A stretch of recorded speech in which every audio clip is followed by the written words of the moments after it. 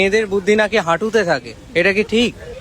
একদমই নয়, মেয়েদের বুদ্ধি একদম ওপরেই থাকে, মেয়ে বলে বলছি না। দুটো বিল্ডিং এ আগুন লেগেছে, ঠিক আছে, একটা স্কুল আর একটা কলেজ। একটা অ্যাম্বুলেন্স এসেছে আগুনটাকে নেভানোর জন্য। তো কোন বিল্ডিং এর আগুনটাকে তারা তাড়াতাড়ি নেভাবে?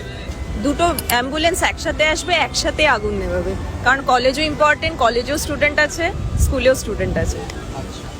মানে তোমাকে আরেকবার কোশ্চেনটা বলছি, দুটো বিল্ডিং এই আগুন লেগে গেছে, তো অ্যাম্বুলেন্স আসছে আগুনটা নেভানোর জন্য। তো কোন বিল্ডিং এর আগুনটা তাড়াতাড়ি নেভাবে? দুটোতেই লাগাবে, কারণ দুটোতেই ইম্পর্টেন্ট। আপনার দুটোই শিক্ষা মন্দির না, একটা স্কুল একটা কলেজ। তাহলে মেয়েদের বুদ্ধি তাহলে বলছো হাঁটুতে থাকে না? একদমই নয়।